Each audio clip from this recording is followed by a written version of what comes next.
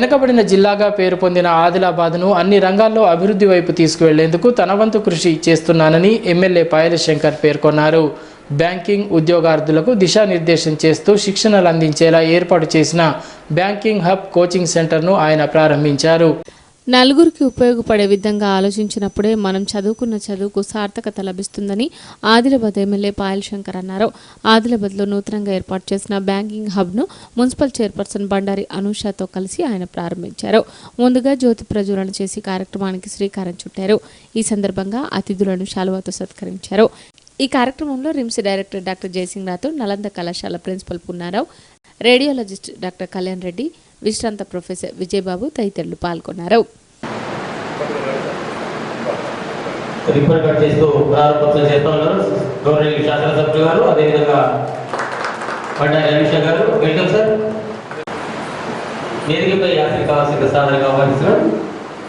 Madam సంధ్యా పవార్ గారు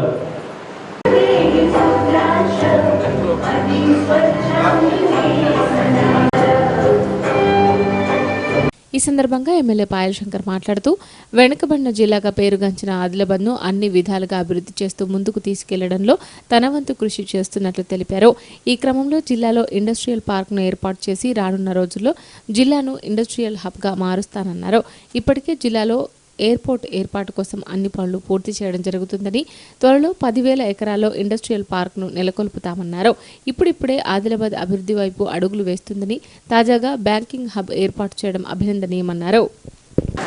దాదాపు ఒక 30 సంవత్సరాల నుండి ఏ బ్యాంకులకు వెళ్ళినా కూడా మనకు సంబంధించినటువంటి వాళ్ళు కానీ చాలా బ్యాంకులలో మిగతా రాష్ట్రాలకు సంబంధించిన వాళ్ళే కనిపిస్తారు. సేమ్ సెంట్రల్ గవర్నమెంట్కి సంబంధించిన మిగతా డిపార్ట్మెంట్లలో నాకు అనేక సందర్భాల్లో నాకు అనిపిస్తుండే, మరి ఈ అవకాశాలు మన ప్రాంతం వాళ్ళకు మన వాళ్ళకు రావా? కారణం ఏంటి అని అంటే కొంత అవగాహన లోపం, ఇన్స్టిట్యూషన్స్ లేని కారణం కానీ చాలా సంవత్సరాల తర్వాత మనిషికి ఏదైనా ఒక ఆలోచన వచ్చినప్పుడు ఆ ఆలోచన నలుగురికి ఉపయోగపడే విధంగా ఉన్నటువంటి ఆలోచనని ఈ రకంగా అమలు చేస్తే మనం చదువుకున్నటువంటి చదువుకు కొంత సార్థకత అనేది ఏర్పడుతుంది. సందడి చిన్నప్పటి నుంచి చూస్తుంది. ఆమెకి ఏదైనా అనిపిస్తే కింద మీద వాడు ఏమన్నా చేస్తుంటే కానీ ఇట్లా అందరికి అనిపిస్తుంది. ఈ ఆదిలాబాద్ కూడా ఇది గొప్ప అవకాశంగా ఇంత మంచి ఇన్స్టిట్యూషన్ ప్రారంభించినందుకు నేను మనస్ఫూర్తిగా అభినందనలు తెలియజేస్తూ, ఈ ఆదిలాబాద్కు మంచి రోజు వచ్చినట్టు అనిపిస్తాను. హబ్ అనే పేరు ఆదిలాబాద్కు ఎప్పుడు లేకుండే, అసలు దేనికి కూడా హబ్ అనే ఫలానా హబ్బు మా దగ్గర ఈ రకంగా ఉంది అని చెప్పుకోవడానికి లేదు. ఈరోజు ఒక్కొక్కటిగా ఇంకొక వారం రోజుల లోపల ఆదిలాబాద్ ఇండస్ట్రియల్ హబ్గా మారుతున్నదని ఒక ప్రత్యేకమైనటువంటి వాతావరణం రేపు భవిష్యత్తులో ఆదిలాబాద్కి ఏర్పడబోతాం. ఇప్పటికే ఒక 10,000 ఎకరాల భూమి సేకరించాలని కేంద్ర రాష్ట్ర ప్రభుత్వం సంయుక్తంగా ఒక నిర్ణయానికి వచ్చింది. ప్రాథమిక అంగీకారం కూడా నిన్ననే జరిగింది.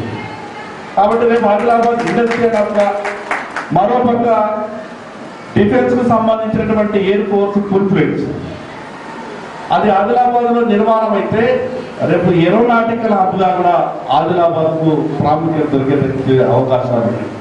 మరి ఈ రకంగా అనేక సందర్భాల్లో ఆదిలాబాద్ గురించి మాట్లాడినప్పుడు వెనుకబడ్డ ఆదిలాబాదు, బ్యాక్వర్డ్ ఆదిలాబాదు మనమే కాకుండా ఈ దేశ ప్లానింగ్ కమిషన్ దగ్గర కూడా ఈ దేశంలోనే అత్యంత వెనుకబడినటువంటి జిల్లాగా ఆదిలాబాద్కు పేరుంది.